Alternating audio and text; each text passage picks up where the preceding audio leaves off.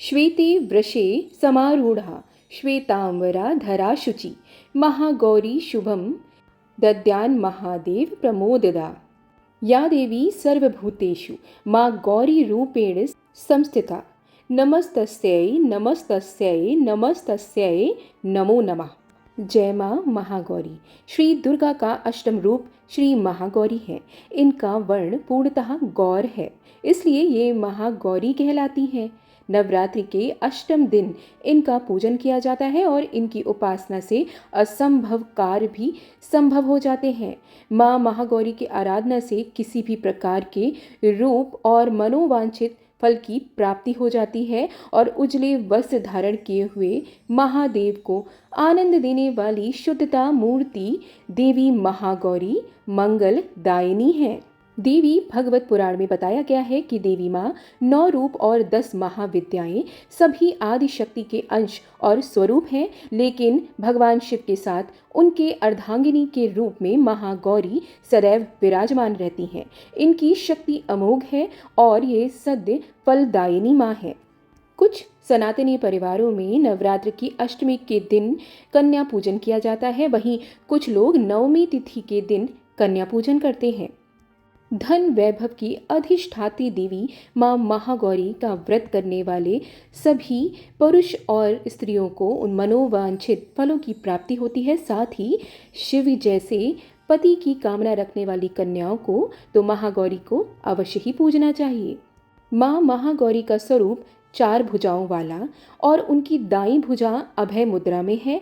नीचे वाली भुजा में त्रिशूल शोभता है, वहीं बाईं भुजा में डमरू डमडम बज रहा है और नीचे वाली भुजा से देवी गौरी भक्तों की प्रार्थना सुनकर उनको वरदान दे रही हैं।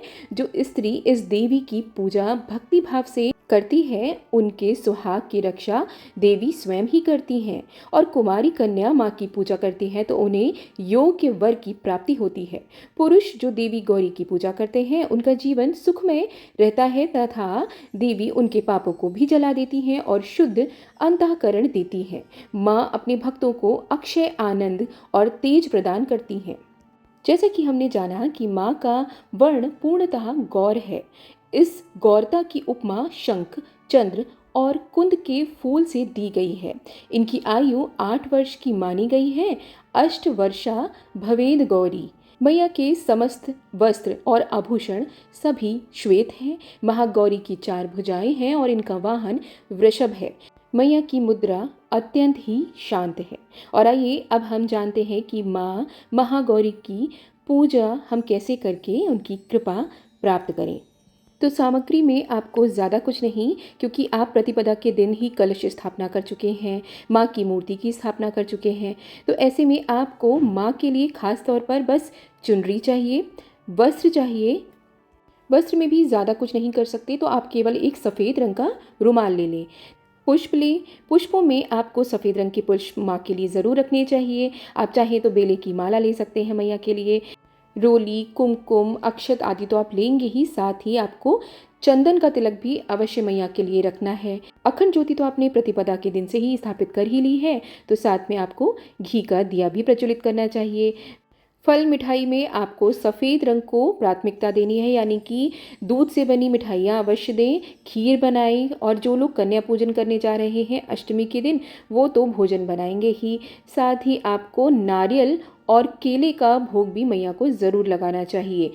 एक खास बात मित्रों, यदि ये सब कुछ संभव नहीं है कि आप कहीं बाहर रहते हैं या किसी भी वजह से आप ये सामग्री एकत्र नहीं कर सकते, तो आप केवल उनका भाव मानकर अक्षत और मौली माँ को भेंट करें, क्योंकि माँ तो सिर्फ आपके भाव देखती हैं, आपकी श्रद्धा देखती हैं।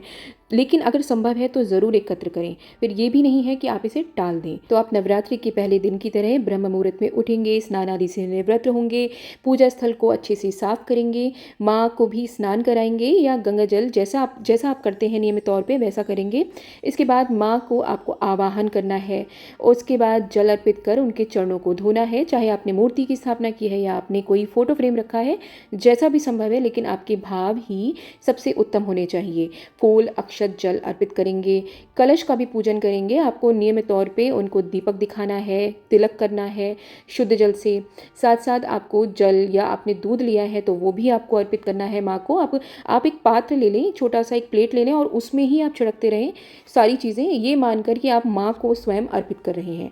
फिर उसके बाद आपने जो अर्पण करने के लिए माँ को वस्त्र लिया है या कुछ भी नहीं, कोई भी चीज़ संभव नहीं है, तो मैंने बताया ही कि आप अक्षत और मौली ले लें, वो उस प्लेट में चढ़ा दें। माँ से ये विनती करते हुए कि मैया अभी ये चीज़ संभव नहीं है और हम आपको मौली चढ़ा रहे हैं, अक्षत चढ़ा रहे हैं, और ऐसा मानते हुए कि आप वो सारी सामग्री चढ़ा रहे हैं जो मैंने आपको बताई है। कुमकुम, चंदन, केसर से माँ का तिलक करें, लाल फूल, सफ़ेद फूल माला आप माँ को भेंट करें। उसके बाद आपको नारियल, पान, फल, मिठाई आदि माँ को भोग लगाना है। साथ ही आपको लौंग का भी भोग नित्य रूप से लगाना चाहिए, और जो भी आपकी श्रद्धा है, आप एक सिक्का या जैसा भी है वो आप माँ को अर्पित कर दें। इसके बाद माँ के मंत्रों का जाप करना है, माँ की व्रत कथा करनी है, दुर्गा सप्तशती का पाठ कर हवन करें, माँ के बीज मंत्रों का जाप करें और आरती कर माँ से क्षमा याचना अवश्य करें। सुहागिनी स्त्रियाँ और कन्याएं मैया को सुहाग की वस्तुएं अवश्य भेंट करें, माँ को चुनरी अवश्य चढ़ाएं। तो हमने जाना कि माँ की पूजा हमें पंचोपचार से करनी चाहिए। और अब प्रारंभ करते हैं माँ महागौरी की पौराणिक कथा। बोलिए माँ महागौरी की जय। माँ महागौरी ने देवी पार्वती रूप में भगवान शिव को पति रूप में प्राप्त करने के लिए कठोर तपस्या की थी। भगवान भोलेनाथ से रुष्ट होकर एक बार माँ पार्वती ने आहत हो पार्वती जी तपस्या में लीन हो जाती हैं। इस प्रकार वर्षों तक कठोर तपस्या करने पर जब पार्वती जी नहीं आती तो पार्वती को खोजते हुए भगवान शिव उनके पास पहुंचते हैं। तो वहां पार्वती को देखकर आश्चर्यचकित रह जाते हैं। पार्वती जी का रंग अत्यंत ही ओजपूर्ण होता है और उनकी छटा चांदनी के समान श्वेत और कुंद के फूल के समान धवल दिखाई पड़ती है। उनके वस्त्र और आभूषण से प्रसन्न होकर देवी उमा को गौर वर्ण का वरदान देते हैं। एक कथा के अनुसार भगवान शिव को पति रूप में पाने के लिए देवी ने कठोर तपस्या की थी, जिससे उनका शरीर काला पड़ जाता है और देवी की तपस्या से प्रसन्न होकर भगवान इन्हें स्वीकार करते हैं और शिव जी इनके शरीर को गंगा जल से धोते हैं। तब देवी विद्युत के समान अत्यंत कांतिमान गौर वर्ण की हो जाती हैं और तभी से इनका नाम गौरी पड़ा।